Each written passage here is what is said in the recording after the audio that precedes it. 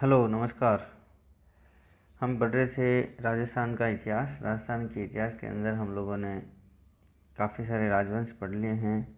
आज हम मेवाड़ का राजवंश और मेवाड़ के जो इतिहास रहा है राजवंश का उसकी पृष्ठभूमि पढ़ेंगे। इस टॉपिक के अंदर हम डिटेल के अंदर पढ़ लेंगे सारी चीज़ें। मेवाड़ के जो जनपद काल था, महाजनपद काल, वहाँ से लगाकर जब राजस्थान में एकीकरण हुआ था, देश आज़ाद हुआ उसके बाद, और एकीकरण के समय इस मेवाड़ से कितनी रियासतें एकीकरण में थी, उसके साथ साथ मेवाड़ के इतिहास में जितने भी राजा हुए हैं उनकी वंशावली क्या रही है, उन राजाओं की इम्पोर्टेंट जो भी कार्य हैं, स्थापत्य कला से लगाकर सांस्कृतिक जो कार्य रहे हैं, वो सभी हम लोग डिटेल के साथ पढ़ेंगे। आप इस वीडियो को अच्छे से देखिए और अपने नॉलेज को बढ़ाइए। मेरे हैंड रिटन नोट्स काफ़ी जगह से कंपाइल करके मैंने बनाया है, ये आपके लिए काफ़ी ज़्यादा इम्पोर्टेंट है। इसमें सारी महत्वपूर्ण जानकारी दी गई है। हो सकता है मैं आपको थोड़ा स्पीड में पढ़ा दूँ, लेकिन आपको ये मेरा लिखा हुआ जो है ये इनफ है, इतना ही, कम से कम आपको इतना तो पढ़ना ही है इस टॉपिक से। अगर आप राजस्थान का कोई भी एग्ज़ाम दे रहे हैं तो मेवाड़ का इतिहास सबसे इम्पोर्टेंट, राजस्थान की हिस्ट्री के अंदर ये टॉपिक रहता है। इससे क्वेश्चन 2-3 क्वेश्चन हमेशा बनते ही हैं। तो इस टॉपिक को हम कम से कम 3-4 वीडियो के अंदर कंप्लीट कर पाएंगे, क्योंकि थोड़ा अच्छे से आपको बढ़ाना है। चलिए स्टार्ट कर रहे हैं। मेवाड़ की 2 शाखाएं रही हैं। एक तो रही है गुहिल और दूसरी रही है सिसोदिया। गुहिल जो शाखा रही है उसको गुहिलोत या फिर गहलोत शाखा से भी हम लोग समझते हैं। दूसरा जो सिसोदिया राजवंश रहा है, उस सिसोदिया राजवंश चित्तौड़ के अंदर सिसोदा गांव के रहने वाले राजा की वजह से या फिर वहाँ के सरदार के होने की वजह से इस वंश का सिसोदिया नाम पड़ा था। महाजनपद काल में, जनपद काल इस तरीके से आप लोगों ने पढ़ा होगा। यहाँ पे सीवी जनपद था, जो अभी चित्तौड़ है, उस एरिया को पहले सीवी जनपद के नाम से जाना जाता था, जिसकी राजधानी माध्यमिका थी। यहाँ मेव या फिर मेवों के निवास के कारण यहाँ रहते थे मेव जाति के लोग। इस वजह से इस गांव को, इस एरिया को मेवाड़ नाम दिया गया या फिर मेवाड़ कहा गया, ऐसा आपको याद रखना है। ये मेव या मेवों से आरक्षित प्रदेश था। पहले इसको मावजनपद का जब था वो मेद पाट या प्रागवाट कहते थे। यहाँ पे संस्कृत और हिंदी भाषा भी बोली जाती थी। जब राजस्थान का एकीकरण हुआ था उस समय कुल राजस्थान में 19 रियासतें और 3 ठिकाने थे। उन 19 रियासतों में से 5 रियासतें ऐसी थी जो गुहिल राजवंश या मेवाड़ जो राजवंश हैं, उस मेवाड़ रियासत से, उस मेवाड़ क्षेत्र की 5 रियासतें थी। जैसे आप लोग देखिए, शाहपुरा, उदयपुर, प्रतापगढ़, डूंगरपुर, बांसवाड़ा।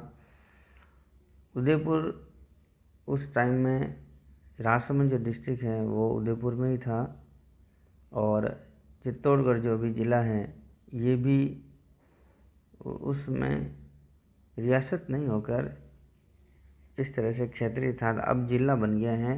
तो ये अभी वर्तमान में जो ज़िले हैं, अभी शाहपुरा ज़िला नहीं है, भिलवाड़ा का क्षेत्र आ रहा है, लेकिन ये 5 रियासतें, 19 में से 5 रियासतें ऐसी थी जो कि मेवाड़ के गुहिल राजवंश से संबंधित थी। आगे देखिए, मेवाड़ राजवंश, इसका जो अधिकार क्षेत्र कहाँ तक था, इसमें सिसोदिया राजवंश जो था उसमें पहले गुहिल राजवंश था तो गुहिल की जो उपाधियाँ थी उनकी उपाधि रावल उपाधि थी, और जब सिसोदिया राजवंश की शाखा स्टार्ट हुई तो सिसोदिया की राणा तथा महाराणा की उपाधि उन्होंने धारण कर रखी थी। इसको मेवाड़ राजवंश को विश्व का सबसे पुराना राजवंश माना जाता है। 565 ईस्वी में इसकी स्थापना हुई थी और इसके संस्थापक गुहिल राजा थे। इनका अंतिम जो गुहिल राजा थे या फिर गुहिल वंश का अंतिम अगर हम लोग शासक कहें तो वो रावल रतन सिंह थे। रावल रतन सिंह की जो ये रावल शाखा है 1303 ईस्वी में अलाउद्दीन खिलजी का, जो कि दिल्ली के शासक थे, उनका आक्रमण हुआ था चित्तौड़गढ़ दुर्ग पर, तब ये ख़त्म हो गई थी। रावल रतन सिंह के नेतृत्व में केसरिया हुआ था और पद्मिनी के नेतृत्व में जौहर हुआ था, और यह चित्तौड़गढ़ दुर्ग का पहला शाखा कहलाया। इस शाखा के बाद अलाउद्दीन खिलजी ने चित्तौड़गढ़ का नाम खिजराबाद रख दिया था, यानी कि नाम परिवर्तन कर दिया। उपाधि रावल थी। अब इसके बाद ये रावल शाखा समाप्त हो गई। मेवाड़ का ध्वज जो है उसके अंदर सूर्यवंशी बताया गया है, बीच में चित्तौड़ है। इस पर 2 सरदारों के, या फिर ऐसा कह सकते हैं कि एक सरदार और एक शासक के चित्र हैं। जो भील सरदार है वो पूंजा का चित्र है उसके ऊपर, और राजपूत शासक के अंदर महाराणा प्रताप का उसके ऊपर चित्र बना हुआ है। और जो टैगलाइन लिखी गई है, ध्येय वाक्य लिखा गया है, जो दृढ़ रखे धर्म को तिहि राखे करतार, ये उस मेवाड़ का जो ध्वज है उसके ऊपर लिखा गया है। तो कभी आपसे पूछा जाए कि मेवाड़ के ध्वज के ऊपर या फिर मेवाड़ राजवंश का जो ध्येय वाक्य क्या है, तो आपको याद रखना है, जो दृढ़ राखे धर्म को तिहि राखे करतार। ये काफ़ी एग्जाम में पूछा जाता है। कछवा राजवंश का भी आपको याद रखना है, और मेवाड़ राजवंश का जो ध्येय वाक्य है ये भी आपको याद रखना है। अब इतिहासकारों के अनुसार ये मेवाड़ के जो शासक रहे वो कौन रहे हैं, या फिर इनको कहाँ के बताए गए हैं, उनकी कितनी शाखाएं हैं, तो ये सारा हम लोग पढ़ते हैं अलग अलग इतिहासकारों के अलग अलग मत के अनुसार। देखिए, अबुल फजल के अनुसार ईरान के बादशाह नौशेखा आदिल की संतान बताया है। इन मेवाड़ के राजवंश को ईरान के बादशाह नौशेखा आदिल की संतान बताया। श्यामल दास और जैन ग्रंथों के अनुसार वल्लभी के बताया गया है, वल्लभी निवासी बताया गया है। वल्लभी गुजरात के अंदर है, और यहाँ पे अरबों के आक्रमण की वजह से वल्लभी फिर गुजरात से नष्ट कर दिया गया, फिर समाप्त कर दिया गया। श्यामल दास के जो वीर विनोद नामक ग्रंथ से इसकी जानकारी मिलती है, ये आपको याद रखना है।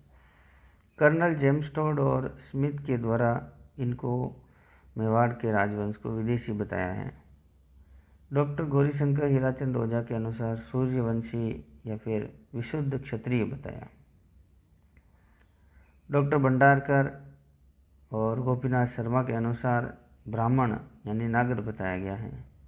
तो ये सारी जानकारी आपको याद रखनी है। गुहिल जो वंश हैं उसकी 24 शाखाओं का वर्णन किया है मोनोत नैन्सी और श्यामल दास जी ने। इसकी जानकारी भी आपको याद रखनी है।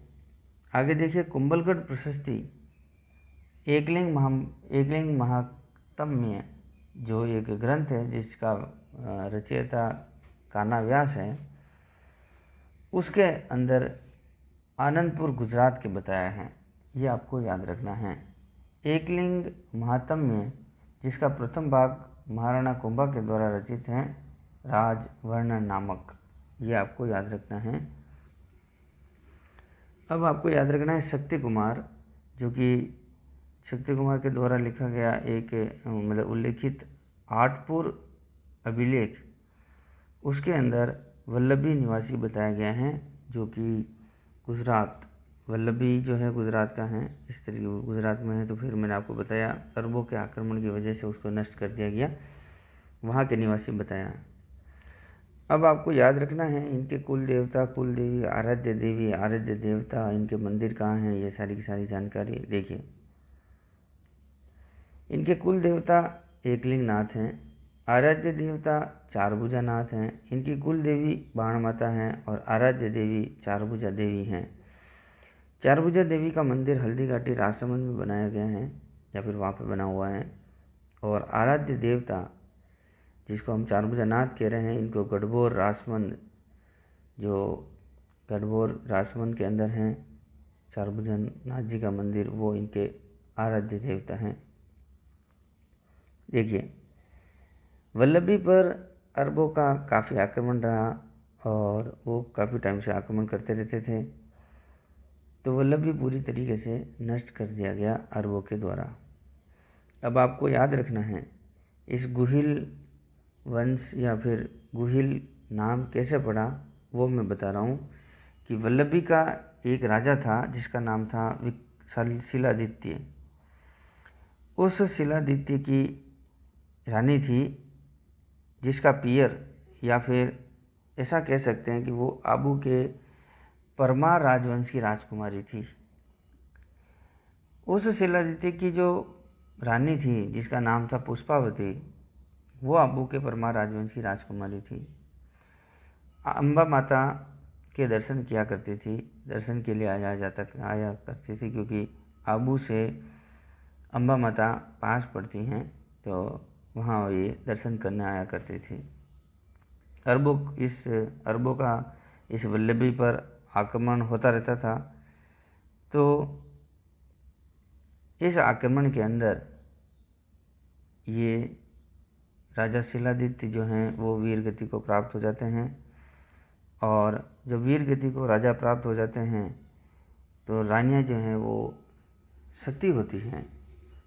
इस टाइम में ये पुष्पावती रानी गर्भवती थी, तो उसने मतलब कहने का मतलब जब कोई रानी या गर्भवती होती तो वो सती नहीं होती हैं, तो उस समय ये सती नहीं हुई थी शिलादित्य की रानी, या फिर हम कह सकते हैं पुष्पावती। अब अरबों का आक्रमण हो रहा था, तो ये अपना जो है वहाँ से निकलकर एक कमलावती नामक स्त्री के साथ गुफा में रहने लगी थी, और कुछ समय बाद इनके वहाँ पे एक पुत्र हुआ जिसका नाम गुफा में रहने के कारण गुहादित्य नामक रखा, क्योंकि शिलादित्य नाम था इनके पिताजी का, राजा थे, और फिर इनके पुत्र हुआ तो इनका नाम गुफा में होने के कारण गुहा और दित्य जो है वो उनके पिताजी के हिसाब से रख दिया था, गुहादित्य, जो बाद में जाकर गुहिल नाम से प्रसिद्ध हुआ। ये एक पृष्ठभूमि है, आपको याद रखनी है। इन्होंने ही गुहिल नाम से प्रसिद्ध हुए, तो इन्होंने गुहिल राजवंश की स्थापना करी थी, और जैसे जैसे समय बीतता गया तो गुहिल जो है वो गुर्जर प्रतिहारों के सामंत बन गए थे, या फिर ये सामंत थे, इस तरीके से आपको याद रखना है। अब गुहिल जो गुहिलादित्य नामक जो थे राजा, अब उनके बारे में देखिए। इनके पिताजी मैंने भी बताया शिलादित्य, इनकी माताजी का नाम पुष्पावती। जो शिलादित्य थे वो वल्लभी के राजा थे, और वल्लभी अरबों के आक्रमण से पूरी तरीके से नष्ट कर दिया गया। गोहिल का पालन पोषण कमलावती नामक स्त्री ने किया था। भील मंडलिफ के द्वारा इनका राज तिलक किया गया, ये आपको याद रखना है। और राज तिलक जो भीलों के द्वारा किया जाता है वो उंदरी गांव या फिर ओगड़ा गांव के जो भील होते हैं उनके द्वारा ही किया जाता है, ये आपको याद रखना है। इन्होंने अपनी राजधानी नागदा को बनाया था। वो जो राजधानी बनाई थी उस समय 565 ईस्वी चल रही थी, या फिर हम ये कह सकते हैं 6वीं शताब्दी। इनके गुहिल के बाद जो राजा आए हैं उनका क्रम इस तरीके से हैं: गुहिल, फिर भोज, महेंद्र फर्स्ट, अपराजित, शिलादित्य, महेंद्र सेकंड। तो ये सारे राजा इस तरीके से हम लोग इनकी वंशावली हैं। महेंद्र सेकंड जो राजा था उन्होंने भीलों के ऊपर कर लगा दिए थे, यानी टैक्स लगा दिया था, जिससे भील नाराज़ हो गए थे। भील नाराज़ होने से उस महेंद्र सेकंड की भीलों के द्वारा हत्या कर दी गई।